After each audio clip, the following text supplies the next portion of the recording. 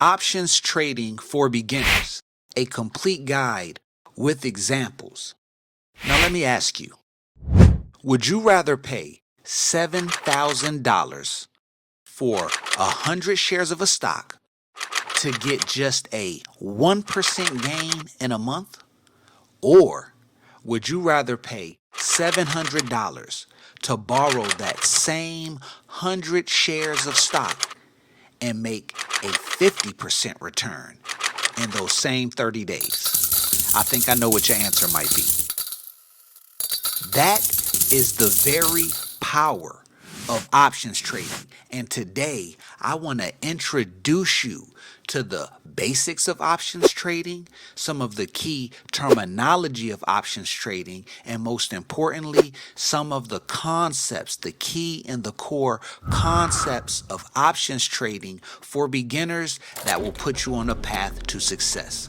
Now, with that being said, this is extremely risky. For many people, you'll need to watch this video multiple times. I think everybody's going to need to watch it multiple times so that you can really grasp the concepts in this video. Options trading is risky. If you are trading money that you cannot afford to lose, you are doing it wrong. If you are trading your entire account on one or two options trades, you are doing it wrong. Today, I want you to take a step back from all of that. Lock in here and let's start with the very basics, an introduction to options trading for beginners. Imagine Chris Brown tickets cost $100 today. You want to buy a ticket to the concert, but you don't have all of the money right now. You also think the ticket prices are going to go up very soon. So here's the deal. You can pay a $10 deposit today to reserve the ticket and lock in the price of $100 as long as you buy it by Friday. Now, if the ticket prices go up to $150, no worries, you still only have to pay $100, and the ticket seller has to honor the deal. They have to respect it, they have to keep their word. On the flip side, if the ticket price drops to $75, you don't get a refund on your deposit, and you have to respect it. You have to honor the deal, and you have to keep your word. As some would say, a deal's a deal, or in other words, we have a contract. An options contract. Listen to this.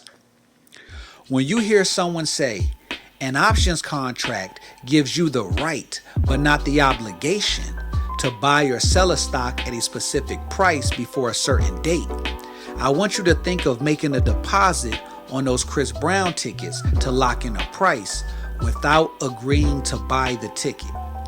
You can choose to buy it, but you're not obligated. Remember, if you choose not to buy it, you can't have your deposit back. A deal's a deal. One option contract is worth 100 shares of a stock. When you buy an options contract, you are paying a deposit on those 100 shares. We call that deposit the premium. Now, here's where people get lost, so stay close to me. There are two types of options contracts: call option contracts and put option contracts. We say calls and puts for short. When you buy a call, you're saying, I want the option to buy this stock later, but at today's price, because I think it'll be higher in the future. When you buy a put option, you're saying, I want the option to sell this stock later at a specific price because I think it's going to drop. Most of us trading options don't really want to go to the concert. We want to resell the tickets for more than we paid for them. Options allows us to put a deposit down and to lock in a target price and sell the tickets to someone else before the concert starts. If we're right, the value of our options go up and we make profit. If we're wrong, the value of our option goes down and you take a loss. A deal's a deal. Now, there are 3 words you hear constantly with options. Number 1 is strike price. That's the price we lock in on our contract, the deal price. Number 2 is the expiration date. That's the date the option expires or dies.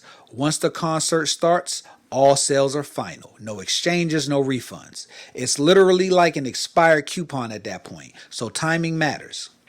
And number 3 is the premium, the price we pay for the option itself, or as we've been referring to it, the deposit.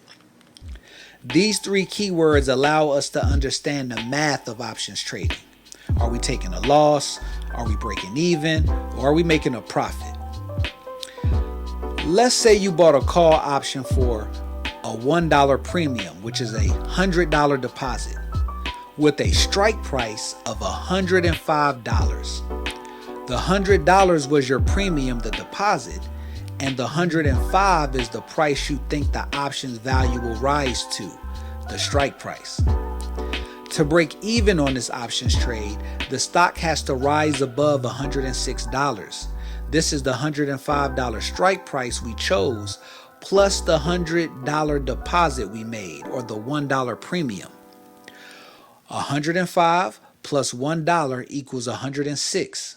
Remember, an options contract represents 100 shares, so you have to multiply the premium $1 by 100 shares, which is how you ended up paying a $100 deposit. Now, after the stock reaches $106, every dollar the stock moves up after that adds to your profit.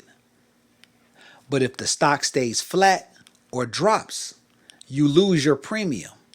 The good news is the most you can lose is the $100 you paid for the premium. Investors use options for 2 main reasons. One is to speculate, and speculate means to try and make money from price changes without spending as much up front.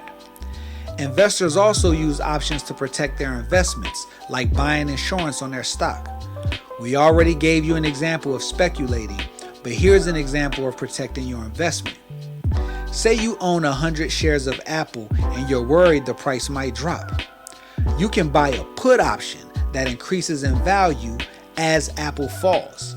That helps cushion your loss. We call that hedging, or protecting your downside. Lastly, but certainly not least, let's talk about the one part most people ignore: the risk associated with trading options.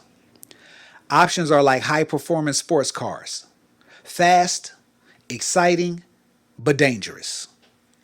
If you don't know what you're doing when you buy options, your risk is limited to your premium. But if you sell options, that's a different game. Selling options can expose you to huge losses if the trade goes the wrong way. That's why it's important to start small, learn slowly, and never trade money you can't afford to lose. So here's the truth. Options trading isn't gambling. It's about strategy when used correctly. It can amplify your gains, protect your investments, and open up creative ways to profit in both up and down markets.